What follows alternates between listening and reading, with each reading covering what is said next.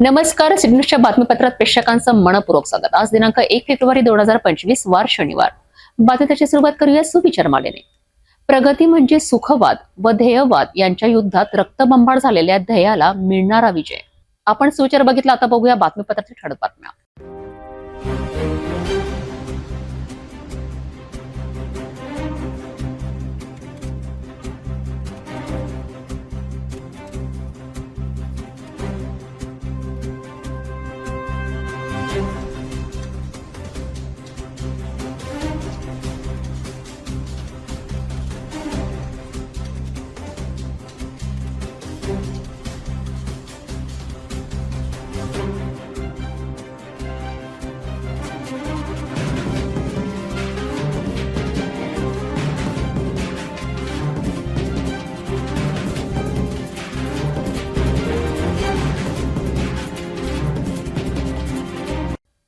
आपण ठळक बातम्या बघितल्या. आता घेऊया छोटासा ब्रेक. घर का सारा फर्नीचर दीमको और सीलन से बस 1 साल में खराब हो गया है. कोई बात नहीं, अब आपके घर की खूबसूरती बढ़ाने के लिए अम्बा मॉड्यूलर लाया है डेकोर प्लास्ट से निर्मित यूपीवीसी मटेरियल में घर के सभी फर्नीचर, वो भी जल रोधक, दीमक प्रूफ, गुणवत्ता पूर्ण, अग्निरोधी, पर्यावरण के अनुकूल, किफायती और 17 साल के वारंटी के साथ. मॉड्यूलर किचन, वार्डरोब, बेड, मंदिर, अलमारी, TV unit, study table, sliding अलमारी, ऑफिस फर्नीचर और अन्य सभी अब बनाइए आपके हिसाब से. फ्री विजिट और फर्नीचर डिजाइन के लिए आज ही विजिट करें अम्बा मॉड्यूलर, गोंड बाबा मंदिर के पास, MIDC से दस्तूर नगर रोड, अमरावती. डेकोर प्लास्ट के साथ एक कदम आगे. ब्रेकनंतर बघूया सविस्तर बातम्या. शहरात पुन्हा चोरी करणाऱ्या महिलांची टोळी सक्रिय झाली आहे. एका महिलेच्या 40,000 रुपयांची चोरी करण्यात आली आहे. सिटी कोतवाली पोलिसांनी या प्रकरणी गुन्हा दाखल केला असून तपास सुरू आहे. अमरावती शहरात चोरी करणाऱ्या महिलांची टोळी पुन्हा एकदा सक्रिय झाली आहे. 31 जानेवारीला दुपारी 3 अज्ञात महिलांनी एका महिलेच्या 40,000 रुपयांची चोरी केली आहे. ही महिला शेगाव नाका जाण्यासाठी राजकमल चौकातून ऑटोत बसली होती. ऑटोत चढल्यानंतर जोशी मार्केट जवळ 3 अज्ञात महिलाही त्या ऑटोत चढल्यात. काही वेळानंतर शेगाव नाका चौकात उतरल्यावर महिलेने तिच्या लाल पिशवीतून 40,000 रुपयांची रक्कम गायब झाल्याचे लक्षात घेतले. पिशवीची तपासणी केली असता ती फाटलेली दिसली. महिलेला लक्षात आले की 3 अज्ञात महिलांनी तिची 40,000 रुपयांची रक्कम चोरली. यावर तिने तात्काळ सिटी कोतवाली पोलीस स्टेशनमध्ये तक्रार दाखल केली.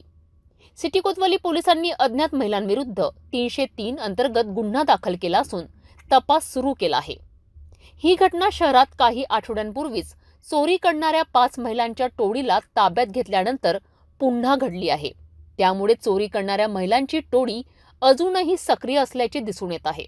पोलिसांनी चोरांच्या शोधासाठी तपास सुरू ठेवला आहे. आम्ही या प्रकरणावर लक्ष ठेवू आहोत. नवसारी येथील एकविरा विद्युत कॉलनीमध्ये असलेल्या एका जीवघेण्या खड्ड्याने सध्या स्थानिक नागरिकांचे जीवन संकटात टाकले आहे. या खड्ड्यामुळे परिसरातील समस्या तीव्र बनल्या आहेत. सांडपाणी जमा झाल्यामुळे खड्ड्यात गढूळपणा आणि दुर्गंधी पसरली आहे. शेजारील घरांमधून सांडपाणी चुकत खड्ड्यात घुसत आहे आणि वृद्ध नागरिकांसाठी हे एक जीवघातक संकट बनले आहे. हे खड्डे काही महिन्यांपासून अस्तित्वात असताना प्रशासनाने त्यावर ठोस पावले उचलले नाहीत. लोकांनी वारंवार निवेदन दिले तरी प्रशासन केवळ थातूरमातूर कारवाई करीत आहेत. खड्ड्याजवळ सांडपाणी साचलं आणि प्रशासन केवळ दगडांचा ढिगारा जमा करून बसला आहे. खड्ड्यांचं निवारण अजूनही झालेलं नाही. किती लोक अजून ट्रॅफिक जाम किंवा अपघातांच्या संकटाला सामोरे जात आहे. रात्री सुद्धा या खड्ड्यामुळे अपघाताचं भय अधिक वाढलं आहे. वाहन चालक आणि स्थानिक महिलांना सुरक्षा नाही. रस्ता पूर्ण अंधारात डुबलेला असतो. स्मशानभूमी आणि सैनिक वसतिगृहाच्या मार्गावर जाणाऱ्या लोकांना खड्डा आणि अंधाराचं सामोरे जावं लागतं आहे. प्रशासनाने वेळेत कारवाई केली नाही तर ही स्थिती भविष्यात मोठे संकट निर्माण करू शकते. स्थानिक शेतकरी आणि नागरिक, काँग्रेस आणि मनसे पदाधिकारी सुद्धा संतापले आहेत. नवसारी प्रभागामधील ही एकविरा कॉलनी आहे. मी प्रशांत महाले. विषय असा आहे का हा जो रस्ता आहे हा मुख्य रस्ता आहे नवसारी गावापासून तर आपले पुंडलिकनगरपर्यंत कमीत कमी 20 ते 25 कॉलनी म्हणजे या रोडला टच आहे आणि कंटिन्यू ह्या रोडवर येणारी जाणारी संख्या राहते. वर जाडीचा रस्ता आहे आणि तो जो पाहून राहिला तुम्ही आता पाहिला असेल का त्या ठिकाणी जो गड्डा पडलेला कमीत कमी या गोष्टीला 6 महिन्यापासून गड्डा पडलेला आहे तो. आणि तिथे एक घर असं आहे का ते कंटिन्यू त्या बाईचं म्हणजे त्या घराचं पाणी पूर्ण एकाच घराचं पाणी त्या रोडवर येते आणि ते पूर्ण पेस तो भरून जाते. येणाऱ्या जाणारे दररोज कंटिन्यू सिनियर सिटीजन इथं राहतात, लेडीज इथं जाणार येणार आहे आणि दररोज लोक तिथं पडतात. मुद्दा हा आहे का 1 महिने झाला 1.5 महिना झाला का आम्ही महानगरपालिकेला कळवलेला आहे, सहाय्यक आयुक्ताला याची कळवलेलं आहे, त्याची ओशी आमच्याकडे आहे, पण कोणी अजून लक्ष देऊन राहिलेलं नाही आहे. प्रशासन बसलेलं आहे 3 वर्षापासून, नगरचोक हतबल झालेला आहे. मुद्दा हा नाही आहे. मुद्दा हा आहे का माझं म्हणणं आहे का 2 महिने झाले 1.5 महिने झाला का महानगरकडून सुद्धा कोणी झालं नाही आहे. इथं पाहायला आलं नाही, आलं तेवढ्यापुरतं इंजिनियर येऊन गेले, पाहून गेले, तर ते रॉ मटेरियल आणून टाकून आम्ही त्याला वारंवार सांगितलं इथं तुम्ही चांगला मुरुम टाका, त्याच्यावर चुरी टाका आणि त्या पाण्याचा बंदोबस्त करा. पण एवढं झाल्यानंतरही कोणी याला तयार नाही. एखादा मेला किंवा ॲक्सिडेंट झाला त्यानंतरच लोक येईन का मला हे समजत नाही. महानगरपालिका बिलकुल निष्क्रिय झालेली आहे आणि आम्ही काय करावं, शेवटी 8 दिवस किंवा 10 दिवसात आतमध्ये जर हे नाही झालं व्यवस्थित, तो रोडचं काम नाही झालं तर आम्ही सरळ आयुक्ताच्या कॅबिनमध्ये जाऊन ठिय्या आंदोलन करू. मी बबनराव गावंडे, ते विरार रोडच्या बाजूलाच राहतो आणि मी म्हणजे खूप ट्रॅफिकचा रस्ता आहे. त्या बाईला वेळोवेळी आम्ही समजून सांगितलं, तिथले घरातलं पाणी आल्यामुळे तो रस्ता पूर्ण खराब झालेला आहे. तसं आम्ही निवेदन पण दिलेलं आहे आयुक्त इथं महानगरपालिकेला, पण अजून काही फायदा झाला नाही. ते मटेरियल लावून टाकलं पण ते अगदीच निश्चित म्हणजे खालच्या दर्जाचं मटेरियल आहे ते. तर त्यांना मी खूप विनंती करून थकलो. शेवटी एखादा काहीतरी म्हणजे मेजर इन्सिडेंट होईल तेव्हा ते त्यांना जागेल असं वाटते. खड्डा पडलेला आहे तिथे, एकाच घराचं पाणी, एकच बाई पाणी दररोज आणि काही महिन्यापासून सोडते. त्याच्यामुळं काही लोक पडलेसुद्धा. आणि एक आता 2-4 दिवसापूर्वीच एक बाई एवढी पडली का तिच्या डोक्याला मारणी लागल्यामुळं बरं झालं. कृपा करून महानगरपालिकेने जर हे दुरुस्तीकरण केलं तर बरं होईल. काय नाव आपलं? हिरडे. एकच खड्ड्याचा त्रास आहे की या रस्ता आणखी खड्डे पडलेले आहे? हो, अतिशय त्रास आहे. जाता येतात नाही, गाड्या नेता येत नाही, स्लिप होतात तिथे, त्याच्यामुळं सगळा त्रास होतो आहे. 3 वर्षांपासून निवडणुकीची प्रक्रिया लांबणीवर ढकलली गेली आहे आणि या कारणांमुळे स्वच्छतेच्या समस्यांवर अधिक गडबडी वाढली आहे. प्रशासनाचे कार्यक्षेत्र जितके अधिक सुस्त होत आहे तितकीच नागरिकांची समस्या गंभीर होत आहे. या खड्ड्यांमुळे संपूर्ण परिसरात एक मानसिक ताण निर्माण झाला आहे. नागरिकांनी सरकारकडे तातडीने योग्य उपायांची अपेक्षा व्यक्त केली आहे. प्रशासनाच्या बधिरतेने आणि दुर्लक्ष करूनच नागरिक त्रस्त झाले आहे. पुढील कारवाई होणार की त्रास अधिक वाढणार यावर संपूर्ण गावाचे लक्ष लागून आहे. ही आहे ती परिस्थिती जिथे प्रशासन कधीही कारवाई करण्यासाठी आणि सोल्युशन देण्याची गरज असलेली समस्या पूर्णपणे दुर्लक्ष करीत आहे. आता प्रश्न आहे की पुढे काय? नागरिकांचा विश्वास तुटणार की प्रशासन वेळेत आपल्या कामावर धाव घेईल? नमस्कार, मी सौ शरीव स्वप्नील पाजनकर, मनसे जिल्हाध्यक्ष महिला सेना अमरावती. तर आता तुम्ही हा जो खड्डा आहे, मला आय थिंक असं वाटते तुम्ही तो कॅमेरामध्ये कवर केला असेल. त्या खड्ड्याच्या शेजारी आता हे नुकतेच याऊल काका पडले, त्यांनी पण तुम्हाला सांगितलंच असेल. त्यानंतर त्यांनी महानगरपालिकेला कंप्लेंट केली होती याच्या अगेन्स्ट आणि त्यांनी सांगितलं की त्या गड्ड्यामध्ये टाकायसाठी आम्ही सॉफ्ट मुरुम पाठवला आहे आणि ते स्प्रेड करणार होते. बट तो गड्ड्याच्या शेजारी जो बघताय ना तुम्ही, तो बिल्डिंग मटेरियलचा मलबा आहे, जो बिल्डिंग फोडल्यानंतर त्याच्यातून निघतो.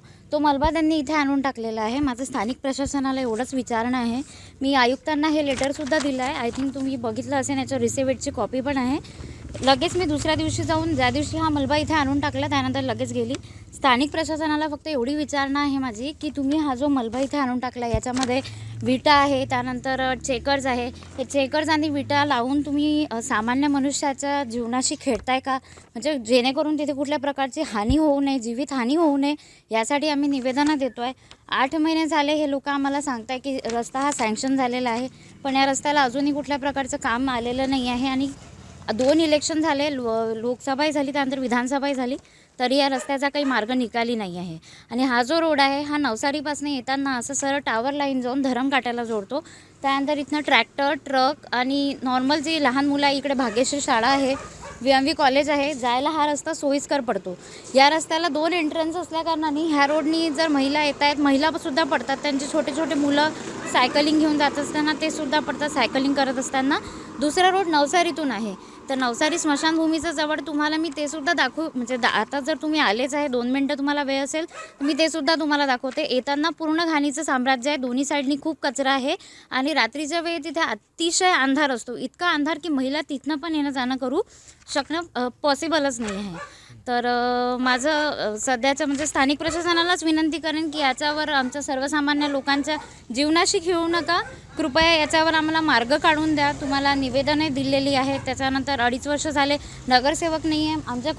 आमच्या कॉलनीवती यांनी सर्वांनी ही गोष्ट मान्य केली सर की नगरसेवक नाही आहे. आम्ही ॲडजस्टमेंटसुद्धा केली, पण निवेदनं आणि वारंवार होणाऱ्या दुर्घटना हे तुम्हाला सांगितलं असतानाही तुम्ही याच्यावर ॲक्शन घेत नाही आहे, याचा मला खेद वाटतो. आणि महाराष्ट्र नवनिर्माण सेनेच्या वतीने मी हीच विनंती करेन की स्थानिक प्रशासनाने याच्यावर पटकन आम्हाला काहीतरी मार्ग उपलब्ध करून द्यावा. मी तर म्हणते हा रोडच बांधून द्यावा, कारण की पूलसुद्धा आहे, पूल पण खचलेले आहेत आणि इथे येणाऱ्या जाणाऱ्या लोकांना खूप प्रॉब्लेम होतो आहे. ह्याच्यावर त्यांनी आम्हाला मार्ग उपलब्ध करून द्यावा. मागणी पूर्ण झाली नाही, ते आपण मनसे वतीने काही आपलं आंदोलन पुकारा.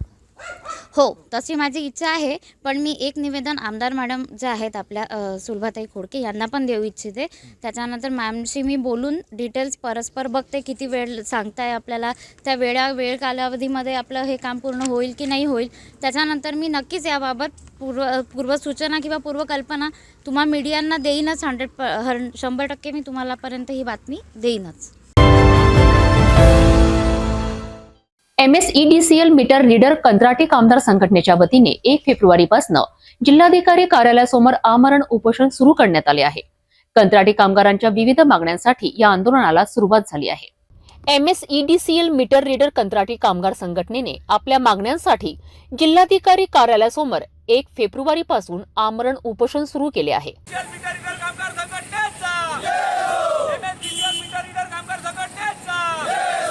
कंत्राटी विद्युत मीटर कामगारांना वयाच्या सेवानिवृत्ती वर्षापर्यंत शाश्वत रोजगार देण्यात यावा. मीटर रीडर हे पदबाह्य स्तोत्र म्हणून शासनाने नोंद करावं आणि किमान वेतन कायद्याअंतर्गत सर्व कंत्राटी कामगारांना समान काम समान वेतन लागू करावं, अशी या संघटनेची मागणी आहे. त्याचप्रमाणे संघटना या कामगारांना हरियाणा पॅटर्न लागू करून कंत्राटदार मुक्त रोजगार प्रदान करण्याची मागणी करीत आहेत. त्यासोबतच सर्व कंत्राटी कामगारांना निर्धारित देय, भत्ते आणि वैद्यकीय सुविधांचा लाभ मिळावा, अशी ही मागणी आहे. संघटनेच्या वतीने या आंदोलनाला जोरदार समर्थन मिळालं असून काम बंद आंदोलन सुरू असतानाही या कंत्राटी कामगारांच्या समस्यांचा उच्चस्तरीय विचार होण्याची अपेक्षा व्यक्त केली जात आहे. मी MSEDCL मीटर रीडर कंत्राटी कामगार सेनेचा जिल्हाध्यक्ष भारतभाऊ वानखडे. आज आम्ही 6 महिन्यापूर्वी सर्व कामगार आयुक्तालय, जिल्हाधिकारी कार्यालय, CE, आमदार, खासदार, DY सगळ्यांना आम्ही आमच्या मागण्याची पूर्तता केली होती की येणाऱ्या काळामध्ये स्मार्ट मीटर हे जोरात लागणार आहे आणि आमचे मीटर रीडर हे सगळे बेरोजगार होणार आहे. कारण ते स्मार्ट मीटर नसून सेन्सर मीटर आहे. त्या सेन्सर मीटरने ॲटोमॅटिकली रिडिंग, ग्राहकाची ॲटोमॅटिकली रिडिंग ऑफिसला जाते आणि रीडरचं काम हळूहळू कमी होते. त्यामुळे आमच्या मीटर रीडर बांधवांवर 15 ते 20 वर्ष काम करत असताना आज ही बेरोजगारीची वेळ येण्याची शक्यता आहे. त्यामुळे आम्ही येथे काम बंद आंदोलन केलो आणि अचानक कमीत कमी आमचे मीटर रीडर अमरावती जिल्ह्यामध्येच नव्हे तर पूर्ण महाराष्ट्रामध्ये आम्ही हे बंदचं आवाहन केलेलं आहे. आणि आमचे मीटर रीडर वयाच्या 40 ते 50 वर्षामध्ये आहे आणि 40 ते 50 वर्षामध्ये आज सगळे मीटर रीडरना घरी बसण्याची वेळ आलेली आहे. तर आम्ही आमच्या कुटुंबाचं पालनपोषण 50व्या वर्षी घरी बसल्यानंतर कोणता व्यवसाय करून करावं, ही शासनाकडे आमची प्रथम मागणी आहे की आमचा रोजगार जर गेला तर आम्ही आमच्या परिवाराचं, आमच्या मुलांचं शिक्षण कसं करावं, आमच्यावर बेरोजगारीचं संकट जर आलं तर आमचा परिवार कसा चालेल, याकडे तरी शासनाने आमची मागणी मान्य करावी. आजपर्यंत आम्ही उन्हाळे, पावसाळे, हिवाळा सगळे ऋतूमध्ये काम करत आलो आणि तसेच कोरोना काळातसुद्धा आम्ही जीवाला न घाबरता आम्ही महावितरणचे महत्त्वाचे मीटर रिडिंगचे काम, महसुलाचे काम केलेले आहे. तरी आमची कोणीही दखल घेतली नाही आणि आमचा PF, ESI, आरोग्य सेवा या कोणत्याही मागण्या आजपर्यंत पुरवलेल्या नाही. त्यामुळे कामावर असताना कोणता अपघात झाल्यास आम्हाला आमच्या खिशातूनच कात्री लागते आणि त्या महिन्याचे पेमेंट आमच्या आलेल्या अपघातामध्ये खर्च होते आणि त्याच्यानंतर 2 ते 3 महिने आम्हाला फुकट काम केल्यासारखे करावं लागते. त्याच्यामुळं आमची ही मागणी आमच्या परिवारावर कोणत्याही प्रकारे उपासमारीची पाळी येत आहे, म्हणून ही मागणी पूर्ण करावी ही शासनाकडे माझी विनंती आहे. या आंदोलनाचे परिणाम कसे ठरतात आणि शासन या मागण्या कशा स्वीकारतात यावर लक्ष ठेवले जाईल. चांदुर्वी येथील एक लिपिक अपंग प्रमाणपत्राच्या आधारावर नोकरी मिळवल्याच्या आरोपावरनं खंडणीसाठी धमकावल्याची घटना समोर आली आहे. या संबंधी पोलिसांनी तपास सुरू केलाय. हा बरोबर आहे. गाडगेनगरला 00 नंबर एक खंडणीचा गुन्हा दाखल झालेला आहे. रणजित तायडे म्हणून नाव आहे त्यांचं. एसटी मध्ये लिपिक या पदावरती कार्यरत आहे.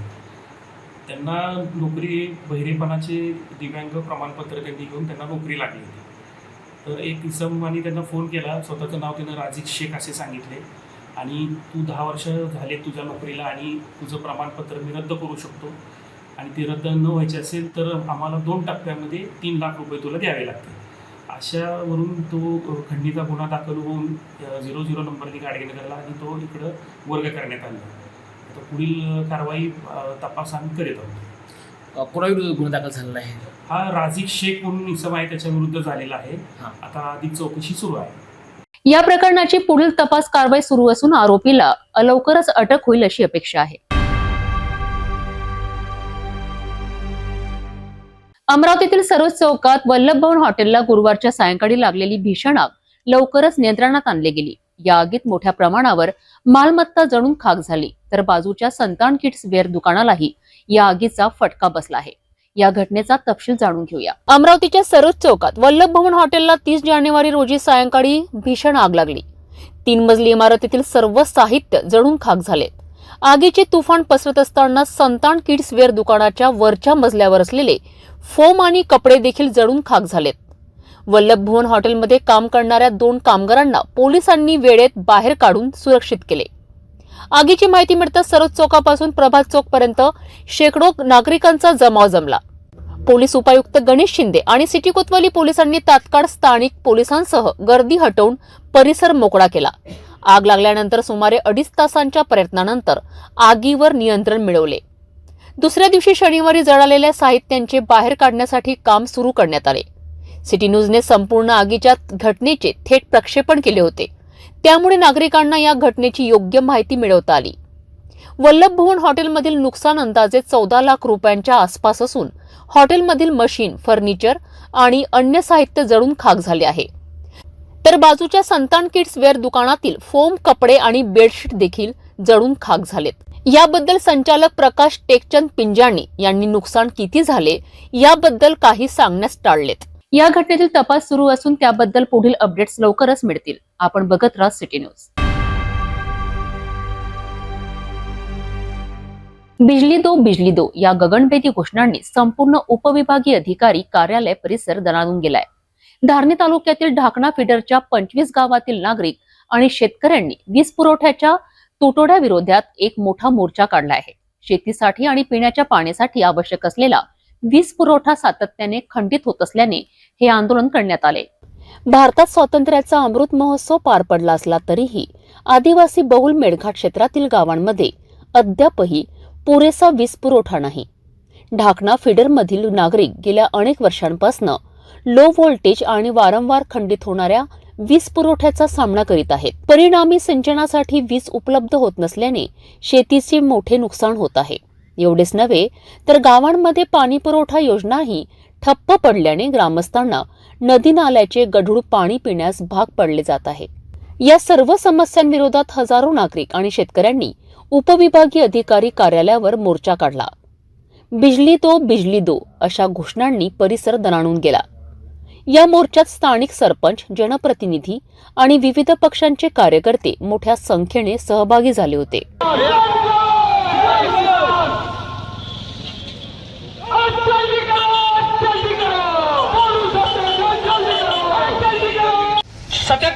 साल पूरा हो चुका है, फिर भी बाबा साहब भीमराव अंबेडकर के द्वारा बनाया गया संविधान जिसमें कहा है मौजूदा सरकार को कि जिस देश में जो भी जाति धर्म के लोग रहते हैं उनको उनकी मूल सुविधाएं उपलब्ध कराए। लेकिन आपको बताना चाहते हैं 77 साल के बाद भी एकमात्र जो हमारी समस्या है लाइन के लिए हमें आंदोलन करना पड़ रहा है, ये बड़ी दुख की बात है। और बाबा साहब भीमराव अंबेडकर के द्वारा लिखा हुआ संविधान जिसमें फंडामेंटल राइट्स कहते हैं, जिसको मूलभूत अधिकार कहते हैं, और जिस मूलभूत अधिकार का अगर इस देश में अमलबजावनी चाहे वो अधिकारी हो चाहे नेता हो उसके अमलबजावनी नहीं करता होगा तो सभी अधिकारियों पे एफआईआर दाखिल होना चाहिए। इस तरह का प्रावधान तो क्या एलसीबी के अधिकारियों पे गुनाह दाखिल होगा, क्या यहाँ के एसडीएम पे गुनाह दाखिल होगा, इस जिले का कलेक्टर पे गुनाह दाखिल होगा, इस जिले के महसूल का जो हेड है कमिश्नर पे गुनाह दाखिल होगा? उसी के लिए इस जगह पे आया है साथियों, आपको बताना चाहता हूं। और एक बात बताना चाहता हूं, अभी हमने आंदोलन की, ये लोग इतने बदमाश है, अगर हमने आंदोलन की तो हमारा ये भाई अपने परिवार को पालने के लिए, अपने बच्चों को पालने के लिए लाइन की चोरी करता है। ये आज आंदोलन हुआ तो कल उनके लाइन लेके चल जाएंगे। इस मंच के माध्यम से बताना चाहते हैं, जिस लाइन में लाइन काटेंगे उसके हाथ काट के बता देंगे इस बार।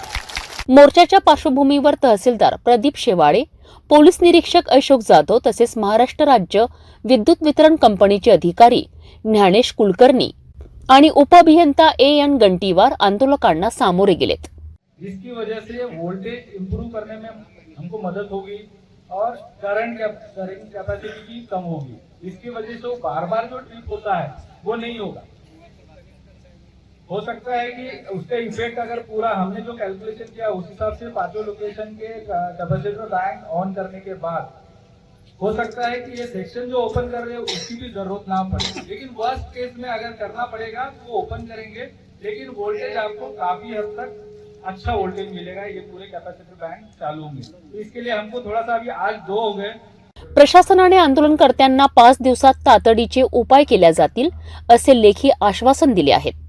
ढाकणा फिडरमधील टेमली, मांडवा, बिजू धावडी, गडगामालूर आणि बोरीखेडा या ठिकाणी कॅपॅसिटर बँड्स बसून लो व्होल्टेजची समस्या सोडवली जाणार आहे। मात्र जर 4 दिवसात ह्या समस्यांच्या समाधान झाले नाही तर पुन्हा तीव्र आंदोलन छेडण्याचा इशारा शेतकरी आणि ग्रामस्थांनी दिला आहे। त्यामुळे प्रशासन या समस्येवर तातडीने ठोस उपाययोजना करणार का हे पाहणे महत्त्वाचे ठरणार आहे। भेटूया एका छोट्याशा विश्रांतीनंतर।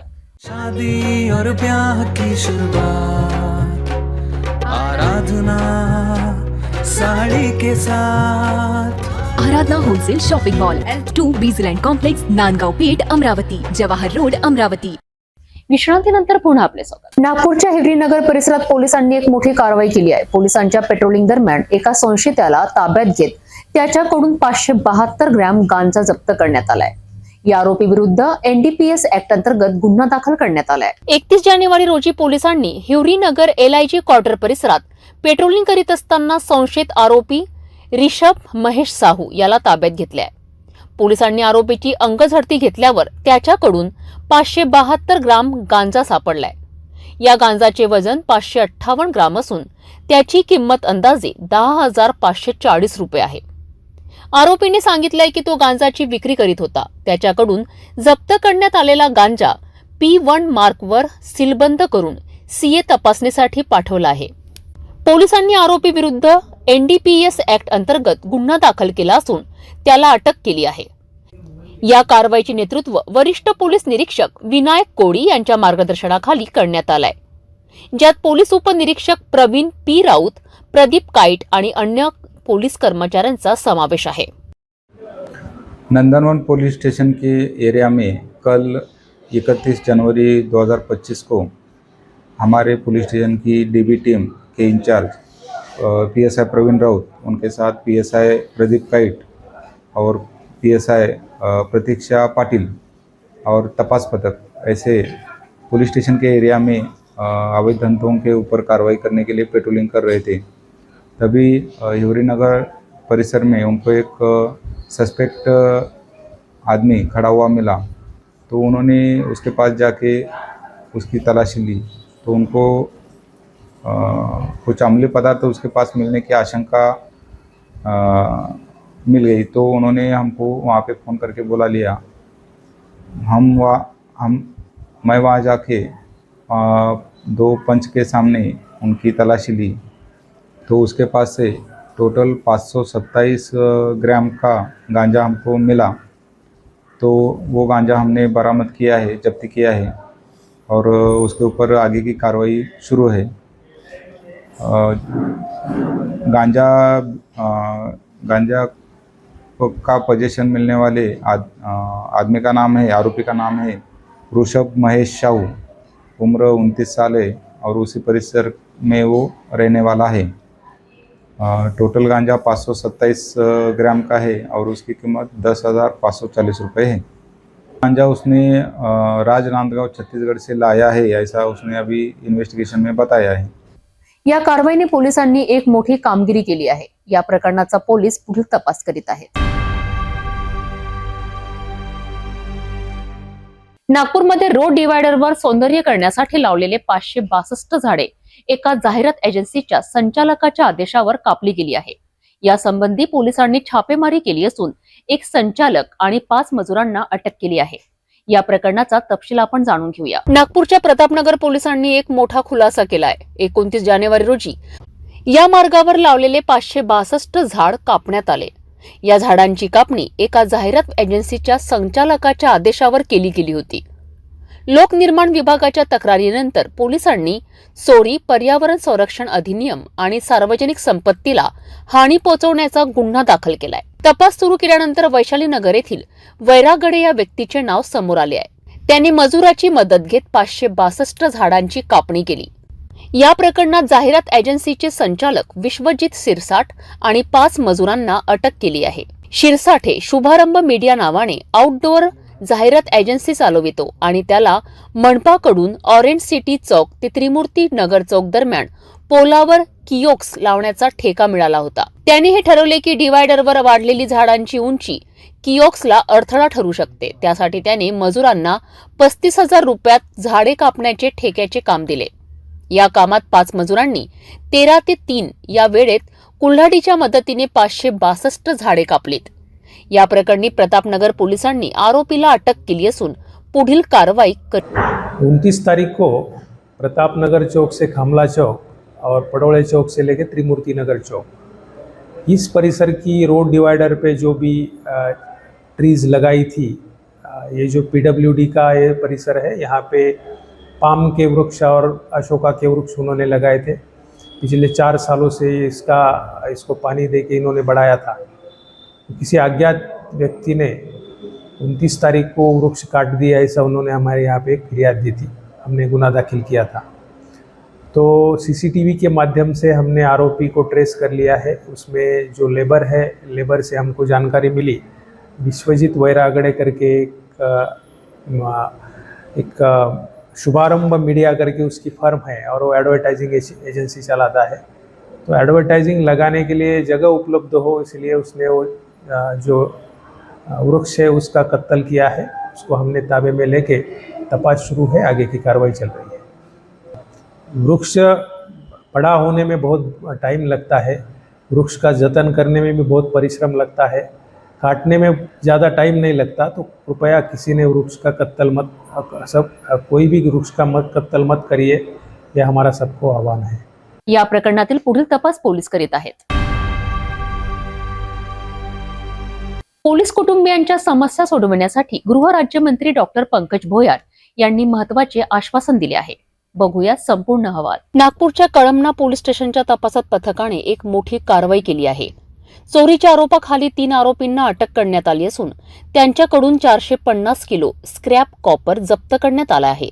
आरोपींमध्ये कुलदीप सिंग रणजित सिंग वय 39 वर्ष, हेमराज दयाराम साहू वय 29 वर्ष आणि 24 वर्षीय अजय ईश्वर बंजारे यांचा समावेश आहे। हे सर्व आरोपी नागपूर शहरातील विविध ठिकाणी राहतात। तपासामध्ये समोर आले आहे की या आरोपींनी न्यू गुलाब इलेक्ट्रिक वर्कशॉप चिखली लेआउट येथील कंपनीचे शटर तोडून तेथून 450 किलो तांबा चोरी केला होता. चोरलेला तांबा एकूण 3,60,000 रुपयांचा होता. आरोपींना अटक करून पोलिसांनी सखोल तपास सुरू ठेवला आहे आणि आरोपी पोलीस कस्टडी रिमांडवर आहे. दिनांक 20/1/2025 रोजी आपले पोलीस ठाणे कळमना अंतर्गत जे न्यू गुलाब इलेक्ट्रिक कंपनी आहे, ते कॉपरची कंपनी आहे. त्या कंपनीमध्ये कॉपर चोरी गेला होता आणि अशी आपल्याकडे प्राथमिक माहिती आलेली होती. त्यानुसार आपण रिपोर्ट घेतलेली आहे त्यांची. आणि त्यानंतर पुन्हा आपण आरोपीचा शोध घेतच होतो. त्या दरम्यान पुन्हा 30 तारखेला त्यांच्या कंपनीमध्ये पुन्हा अटेम्प्ट झाला चोरीचा. आणि अशा दोन्ही वेळेस चोरांनी अटेम्प्ट करून जवळपास 600 किलो कॉपर चोरीला गेला होता. 600 किलोची ज्याची जर आपण पर केजी जर किंमत पकडली तर तो पूर्ण 4,80,000चा कॉपर चोरीला गेला होता त्यांच्याकडून. तर त्या चोरीमध्ये आपण मग फुटेज पाहिले, त्या घटनास्थळावर असणारे फुटेज, आणि फुटेज पाहून आपल्याला त्यामध्ये फुटेजमध्ये 2-3 मुलं झळकताना दिसलेले होते. मग त्या फुटेजच्या माध्यमातून आपण पुढे तपास करत गेलो आणि आपले जे वस्तीमधले जे गुप्त बातमीदार होते त्यांना ऍक्टिव्ह केलं आणि त्यांच्या मार्फतीने आपल्याला समजलं की ही कॉपर चोरीमध्ये 2-3 मुलांचं नाव येत आहे. तर त्या मुलांवर पाळत ठेवून आपण त्या मुलांना ताब्यात घेतलं आणि त्यांना ताब्यात घेतल्यानंतर त्यांनी गुन्हा केल्याचं कबूल केलं. अशा प्रकारे आपण 3 मुलांना अटक केलेली आहे. या गुन्ह्यामध्ये 3 मुलांचा PCR घेतलेला आहे. 2 तारखेपर्यंत आपल्याला PCR मिळालेला आहे. काही माल जप्त झालेला आहे. पुन्हा आणखी माल जप्त करणं आपलं सुरू आहे त्यांच्याकडून. तसेच या गुन्ह्यामध्ये हे आरोपी जे आहेत, याच्यामधला एक आरोपी जो आहे त्याच्यावर यापूर्वीचे गुन्हे आहेत, त्यांनी आणखी कुठे गुन्हे केलेले आहेत का चोरीची याप्रमाणे, किंवा हा माल कोणाला विकला किंवा कुठे हे ठेवलेला आहे, ते माल आपण शोधून काढून गुन्ह्यात जप्त करणार आहोत. या कारवाईमध्ये आमचे वरिष्ठ अधिकारी माननीय DCP sir zone 5 Niketan Kadam sir यांचं मार्गदर्शन मिळालं आहे. तसेच आमचे ACP सर कामठी विभाग यांचं सुद्धा मार्गदर्शन मिळालं आहे. तसेच आमचे वपोनी वरिष्ठ पोलीस निरीक्षक श्री काळे साहेब, तसेच आमचे दुपोनी सर श्री आडे साहेब यांचं सुद्धा खूप मार्गदर्शन मिळालं आहे. आणि आमची विशेषतः आमची टीम जे ASI दीपक धानोरकर असतील किंवा पोलीस हवालदार रविकुमार शाहू, तसेच पोलीस हवालदार प्रदीप पवार, पोशी संदीप ढाले, मंगेश लोही आणि संतोष पांडे, त्या सर्वांचं या टीममध्ये सहभाग आहे आणि या टीमचं वर्क आहे हे, आणि चांगली कारवाई झालेली आहे. धन्यवाद. पोलीस कुटुंबियांच्या समस्या मार्गी लागतील का, यासाठी आगामी काळात सरकारच्या निर्णयांची वाट पाहावी लागेल. परंतु गृहराज्यमंत्री डॉक्टर पंकज भोयर यांच्या या आश्वासनामुळे पोलीस कुटुंबियांना दिलासा मिळाला आहे. नागपूरमधील गिट्टी खदान पोलीस स्टेशनने एक मोठी कारवाई केली आहे. हद्दपार आरोपीला अग्निशस्त्रासह पकडण्यात आले आहे. तपास पथकाने केलेली ही कारवाई नागपूर शहरात चर्चेचा विषय बनली आहे. गिट्टी खदान पोलिसांनी 30 जानेवारी रोजी रात्री 11 वाजता पेट्रोलिंग करत असताना एक हद्दपार आरोपी पकडलाय. या आरोपीकडनं एक लोखंडी रिव्हॉल्वर आणि जिवंत कारतूस जप्त करण्यात आले. गिट्टी खदान पोलिसांना खात्रीशीर माहिती मिळाली होती की एक हद्दपार व्यक्ती CPWD बंद क्वार्टर परिसरात लपून वास्तव्य करीत आहे. त्यावरून पोलिसांनी त्या ठिकाणी छापा मारला. तेव्हा आरोपीने पोलिसांना पाहून पळून जाण्याचा प्रयत्न केला. पोलिसांनी त्याचा पाठलाग करून त्यास पकडले. पकडलेल्या आरोपीचे नाव मनीष उर्फ लक्की गुरु पिल्ले, वय 25 वर्ष, राहणार पंचशील नगर, नागपूर असे सांगितले आहे. आरोपीची अंगझडती घेतल्यावर त्याच्याजवळ लोखंडी देशी बनावटीची रिव्हॉल्वर आणि एक जिवंत कारतूस सापडले. या मुद्देमालाची किंमत अंदाजे 25,500 रुपये आहे. आरोपीचा अभिलेख तपासल्यानंतर समोर आले आहे की त्याला 19 सप्टेंबर 2024 पासून नागपूर शहर आणि ग्रामीण हद्दीपासून हद्दपार करण्यात आले आहे. आरोपीने विनापरवाना अग्निशस्त्र बाळगल्याने गिट्टी खदान पोलीस ठाण्यात त्याच्या विरोधात कलम 325 भादवी सह कलम 135-142 पोलीस कायद्यान्वये गुन्हा दाखल केला आहे. त्याला अटक करून पुढील तपास सुरू आहे. आरोपीचं नाव मनीष उर्फ लक्की गुरु पिल्ले हा आरोपी आहे. हा 1 वर्षापासून त्याला तडीपार केलं होतं. हा बॉडी ऑफेंडर आहे, म्हणजे ज्याच्यावर शरीराविरुद्धचे गुन्हे आहेत. आणि आम्हाला अशी माहिती अगोदरपासून होती की हा तडीपार आरोपी आहे आणि हा तडीपार असताना सुद्धा म्हणजे पोलीस स्टेशन गिट्टी खदानच्या हद्दीमध्ये चोरून येत आहे आणि तो कुठल्या तरी क्राईम करण्याचे बेतात अशी आम्हाला माहिती होती. त्या माहितीच्या अनुषंगाने आम्ही काल ट्रॅप लावला आणि त्याला ताब्यात घेतला आणि त्याच्याकडून एक गावठी कट्टा आणि एक जिवंत कारतूस आम्हाला त्याच्याकडून रिकवर झालेला आहे. त्याच्या अनुषंगाने आम्ही त्याच्यावर आर्म्स ॲक्ट आणि मुंबई पोलीस कायदा याच्या अनुषंगाने आम्ही त्यांच्यावर गुन्हा दाखल करण्यात आले. तो सध्या आमच्या ताब्यात आहे आणि तडीपारीचा भंग केल्याचा तो सुद्धा आम्ही त्याच्यावर गुन्हा दाखल केलेला आहे. तर त्याच्याकडे पट्टा मिळाला म्हणजे काही मोठी नेमकी घटना किंवा घातपात करण्याचा उद्देशाने तो होता असं काय माहिती आली? नाही, आता ते आम्ही इन्व्हेस्टिगेशन चालू आहे आमचं. ठीक आहे, काल आम्ही त्याला अरेस्ट केलं, त्याने कुठून कट्टा आणलेला आणि त्याचा उद्देश काय होता. मोठा घातपात करण्याची तर अद्यापर्यंत उघड नाही आलं, पण एक दहशत निर्माण करणं हा असू शकतो कदाचित. ते आम्ही इन्व्हेस्टिगेशनमध्ये ते येऊन जाईल नक्की कशासाठी आणलं होतं, तो अजून तपासाचा भाग चालू आहे आमचा. ठीक आहे. पोलिसांची कामगिरी उत्तम असून पोलीस पुढील तपास करीत आहेत. नांदेडच्या माहूर शहरात पंतप्रधान आवास योजनेअंतर्गत अनेक नागरिकांना घरं बांधण्याचे स्वप्न दाखविले गेले. मात्र आता हेच लाभार्थी कर्जाच्या ओझ्याखाली दबले जात आहे. तिसरा हप्ता रखडल्यामुळे त्यांच्या समोर मोठे आर्थिक संकट उभे राहिले आहे. पाहूया सविस्तर रिपोर्ट. माहूर शहरातील पंतप्रधान आवास योजनेअंतर्गत 1367 लाभार्थ्यांना 2017 मध्ये घरकुल मंजूर करण्यात आले. या योजनेअंतर्गत लाभार्थ्यांनी घरकुल उभारण्यासाठी मोठ्या प्रमाणात आर्थिक गुंतवणूक केली. 800 लाभार्थ्यांनी स्वतः कर्ज काढून घरकुलांची कामे पूर्ण केलीत. त्यांना 2 हप्ते मिळाले, मात्र तिसरा व शेवटचा हप्ता अद्यापही मिळालेला नाही. या हप्त्याची रक्कम 1,10,000 रुपये असून ती गेल्या 6 वर्षापासून प्रलंबित आहे. त्यामुळे अनेक लाभार्थी कर्जाच्या ओझ्याखाली दबले असून त्यांना आर्थिक संकटाचा सामना करावा लागत आहे. लाभार्थ्यांनी वारंवार माहूर नगरपंचायतीकडे पाठपुरावा केला तरीही प्रशासन दुर्लक्ष करीत असल्याचा आरोप केला जात आहे. त्यामुळे शासनाने तातडीने तिसऱ्या हप्त्याचे वितरण करावे अशी मागणी आता लाभार्थी आणि सामाजिक संघटनांकडून केली जात आहे. 27 डिसेंबर 2017 पासून माहूर नगरपंचायतकडून घरकुल पंतप्रधान आवास योजनेचा घरकुल बांधकामाचा कार्यारंभ आदेश देण्यात आला आणि 2017 पासूनच लाभार्थ्याने जे बेघर होते त्यांनी घराचं कच्चं बांधकाम पाडून पक्के बांधकामाला त्यांनी सुरुवात केली. पण पहिला हप्तासुद्धा यायला खूप विलंब झाला आणि लोकांनी कर्जबाजारी झाले आणि आपलं बांधकामाला सुरुवात केली. जेव्हा 50% बांधकाम झालं तेव्हा पहिला हप्ता लाभार्थ्याच्या खात्यात पडल्यामुळे आता जनतेला वाटलं, लाभार्थ्यांना वाटलं की आता लवकर पैसे जमा होतील. या उद्देशाने त्यांनी मग पूर्ण बांधकाम करण्यास सुरुवात केली. लोकांकडून व्याजाने पैसे घेतले आणि बांधकाम पूर्ण केलं. त्या बांधकाम पूर्ण होऊन आज 6 वर्षे 5 वर्षे असे 3 वर्षे झाले लाभार्थ्याचे, पण आजपर्यंत कोणाचे तिसरा हप्ता पडायला पाहिजे ते पडला नाही. शेवटचा जे 1,10,000 असतो हप्ता ते सुद्धा आज 5 ते 6 वर्षापासून आत्तापर्यंत माहूर शहरातील लाभार्थ्याच्या खात्यात जमा झाल्या नाही. कर्जबाजारी झाले आणि त्या कर्जापायी बरेचसे त्यातले 10% 5 ते 10% लाभार्थी हे मृत्यू पावले. काय मागणी आता? आमची मागणी एवढंच की सरकारने ह्याच्याकडे लक्ष द्यावे आणि लवकर त्यांना त्यांचे जे हक्काचे जे पैसे आहेत, ज्यांनी बांधकाम पूर्ण केलेले आहेत, जे 1103 पैकी 800 लाभार्थ्यांनी बांधकाम पूर्ण केलेत, त्यांच्या खात्यात लवकरात लवकर पैसे जमा करावं आणि त्यांच्यावरचे जे आत्महत्या किंवा टेन्शनमध्ये जे मरत आहेत ते त्याचं कुठेतरी थांबवावं ही सरकारला विनंती आहे. शासनाच्या अपूर्ण निर्णयामुळे लाभार्थ्यांवर मोठे आर्थिक संकट कोसळले आहे. घरांचे काम पूर्ण करूनही शेवटचा हप्ता न मिळाल्याने कर्जबाजारी होण्याची वेळ अनेकांवर आली आहे. यावर प्रशासन आणि सरकार काय निर्णय घेणार याकडे सर्वांचे लक्ष लागले आहे. जिल्हा नियोजन विकास समितीच्या बैठकीत धक्कादायक बाब समोर आली आहे. गेल्या 10 महिन्यात केवळ 16.91% निधी खर्च झाला असून उर्वरित 83% निधी अवघ्या 2 महिन्यात खर्च करण्याचे मोठे आव्हान प्रशासनासमोर उभे राहिले आहे. याशिवाय खासदार आमदारांनी रेती तस्करीचा मुद्दा आक्रमकपणे मांडला आहे.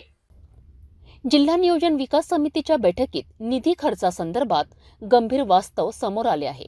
मागील 10 महिन्यात फक्त 16.91% निधी खर्च झाल्याचे स्पष्ट झाले. आता उर्वरित 83% निधी केवळ 2 महिन्यात खर्च करणे ही प्रशासनासमोरील मोठी जबाबदारी ठरणार आहे. याच बैठकीत गुन्हेगारी व रेती तस्करीचा मुद्दा जोरदार गाजला. अवैध रेती उत्खनन, घाटांवरील बेकायदेशीरपणा उपसा आणि प्रशासनाच्या भूमिकेवर आमदार खासदारांनी प्रश्नचिन्ह उपस्थित केले. या दरम्यान जिल्ह्यासाठी 659 कोटी रुपयांच्या आराखड्यास मंजुरी देण्यात आली आहे. पालकमंत्री संजय राठोड यांच्या अध्यक्षतेखाली झालेल्या बैठकीत त्यांनी सर्व विभागांना लोककल्याणकारी योजना प्रभावीपणे राबवण्याचे निर्देश दिलेत. तर प्रशासनासमोर अवघ्या 2 महिन्यात शिल्लक 83% निधी खर्च करण्याचे मोठे आव्हान आहे. तसेच जिल्ह्यातील अवैध रेती उत्खनन आणि गुन्हेगारीच्या मुद्द्यावर ठोस पावले उचलली जातात का हे पाहणे महत्त्वाचे ठरणार आहे. जाता जाता पुन्हा एकदाच्या ठळक बातम्या.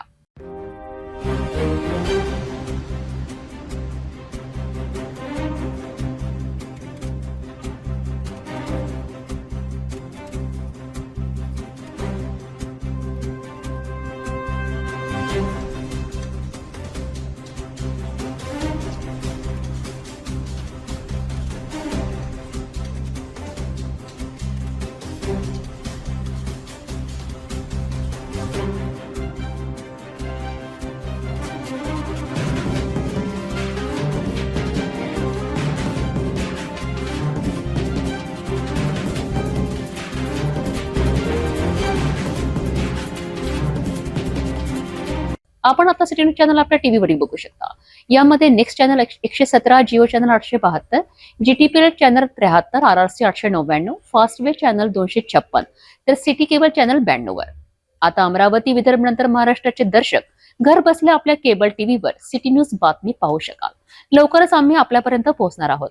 जर आपल्या टीव्हीवर सिटी न्यूज चॅनल दिसत नसेल तर आपण आपल्या केबल ऑपरेटरशी संपर्क करावा. आपण सिटी न्यूज केबलच्या व्यतिरिक्त युट्यूब, फेसबुक, इंस्टाग्राम आणि ट्विटरवर बघू शकता. याकरिता सोशल मीडिया अकाउंट सबस्क्राईब करा, फॉलो करा, लाईक करा. युट्यूब अकाउंट सबस्क्राईब करण्याकरिता सबस्क्राईब बटनाला क्लिक करा आणि बेल आयकॉन दाबायला विसरू नका, कारण सर्वाधिक समाचार आपल्यापर्यंत पोहोचणार आहेत. तसेच सिटी न्यूजचे फेसबुक पेज लाईक करा, इंस्टाग्राम आणि ट्विटर हँडल फॉलो करा. आपण व्हॉट्सअपवर सुद्धा सूचना देऊन न्यूज प्राप्त करू शकता. व्हॉट्सअप नंबर स्क्रीनवर येत आहे. हे बातमीपत्र एवढ्यावरच थांबूया. पुन्हा भेटू नवीन घडामोडीसोबत. आपण बघत राहा फक्त सिटी न्यूज.